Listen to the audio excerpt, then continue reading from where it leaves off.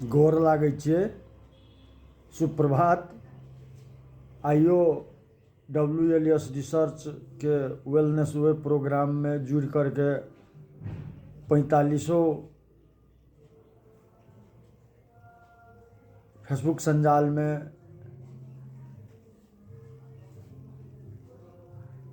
अपन विचार व्यक्त करे ले जा रहल छियै। तो गोर लागै छी सब गोरे के।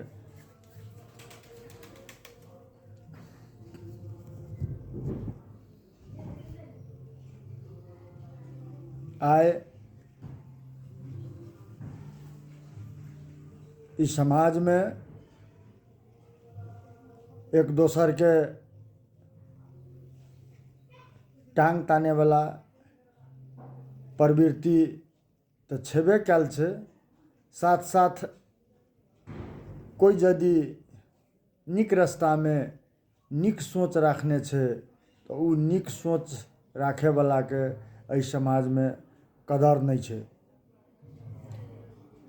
वना तो अपन अपन सोच अपन अपन दिनचर्या में लागल छे। जे जे स्तर के लोग छे ओकरा वही स्तर के काम मिलल छे और वही स्तर के काम काज कर करके अपन समय बिताबै छे, अपन जीवन व्यवहार में उतार करके अपन बाल बच्चा के परवरिश करे छे।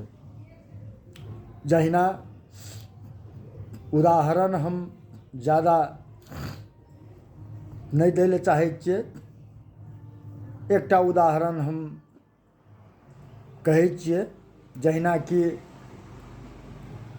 बाभन संप्रदाय के लोग के वरदान भेटल छे जे पूजा पाठ शुद्धिकरण जग जाप घर के नींव ले करके सारा वेद पाठ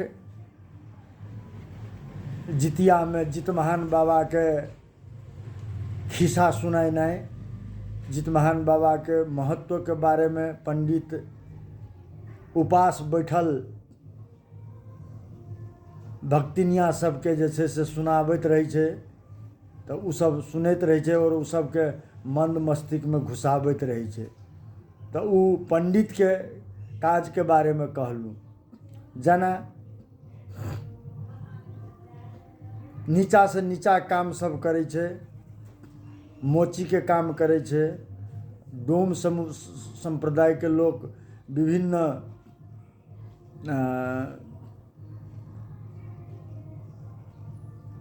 नीचा से नीचा स्तर के काम सब करे छे, मेस्तर के काम करे छे, रोड रास्ता के साफ करे छे। ई सब के काम जे छे से वही काम में देने छे। एकटा देखू बाभन संप्रदाय के अधिकार जे उ वेद पढ़ करके जे छे से उ शुद्धिकरण करे छे। विभिन्न ओकरा नहीं बोला करके नहीं है छे, बोलबे पड़े छे। तहिना एकटा छोट से छोट काज करे वाला लोग छे तो उ मोची छे अथवा डोम समुदाय के लोग छे। लेकिन उ जन्मजात के हिसाब से ओकरा डोम कह के कहे छे और ओकरा डोम के दर्जा देने छे।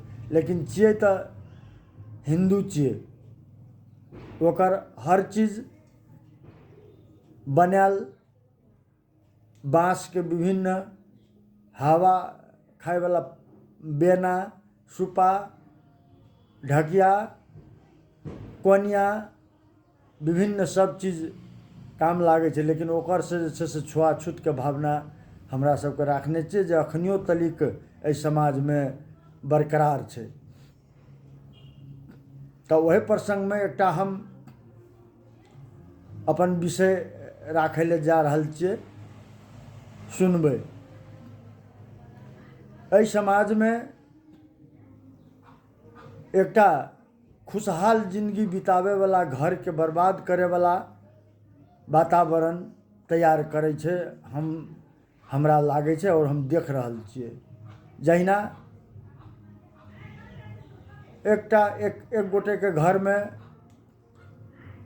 बहुत सुंदर एक दंपति जीवन बिताबै छलै मर्द पुरुष मिलके, मर्द जनी मिलके। ओ घर बहुत अगाड़ी होइत जा रहल छलै, बहुत सुंदर घर हंसी खुशी बिताई छलै। तो कोई एहन खराब नजर वाला पर पड़ोसिया के लोग ओहि पछाड़ी लग गेलै और ओकरा कहलकै जे एहि घर के जे छै से ई बर्बादी के तरफ केना के की कहै छै जे लजेबै, ओने तरफ जे छै से ओ सोचै ले लग गेलै। तो ओकर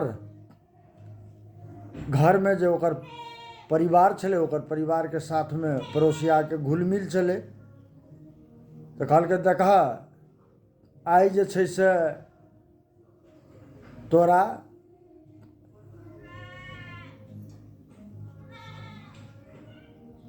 ओकर परिवार के कहलकै जे मरद आइ के दारू पी के यत से नहीं पतियाबे चाहत त ओकर मुँह सुंघै ले जाइए से कहलकै। आ ई मर्दवा के कतौ भेंट करके कह दिलकै जे तोहर परिवार डाइन जोगिन के मंत्र सीखने छो से तोरा दांत काटे ले तो रात के, तू कहीं के सचेत भै के रही है से हम सुन लिए। अब दोनों तरफ के चटकदारी करे वाला वह पर पड़ोसिया छलै। तो रात जब भेलै तो खाना साना खा के एक कोठा में गेले आराम करे ले। तो वास्तव में वो सुतल नहीं छलै, जागले छलै। ओकरा तो कोई कह देने छलै कोनो बात। गेले तो मुँह सुतल नाहत केने छलै तो लगे में मुँह लजा करके सुंघै ले गेलै। सुंघै ले गेलै तो अब वो दारू पीने छल या नहीं पीने छल भगवान जाने, मुँह तो सुंघे गेलै मर्द के।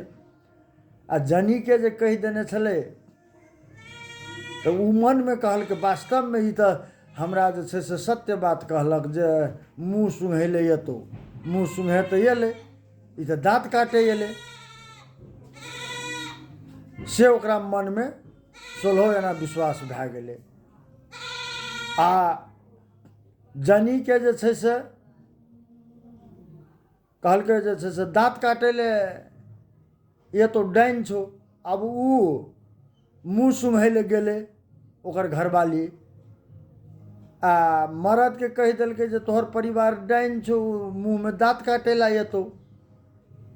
दुनू के द्वंद्व भेलै। डाइन कह दिलकै तू 2 रुपया शराबी कह के द्वंद्व सृजना कै दिलकै और वही घर के अवस्था चकनाचूर कै दिलकै।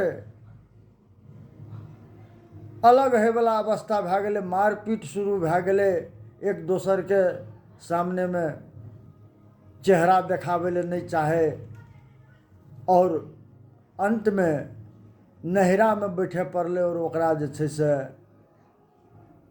डिवोर्स ले ले पड़ले, छोड़ पतर के मांग करे पड़ले जे हम ओहि घर में नहीं रहबै कह के।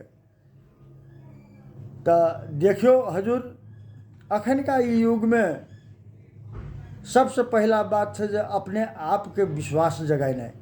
यदि अपने आप के विश्वास नहीं है ना तो संसार में कुछ नहीं है, ने संसार से कुछ लैके जते आदमी आ ने संसार में कुछ लैके आयल छलै।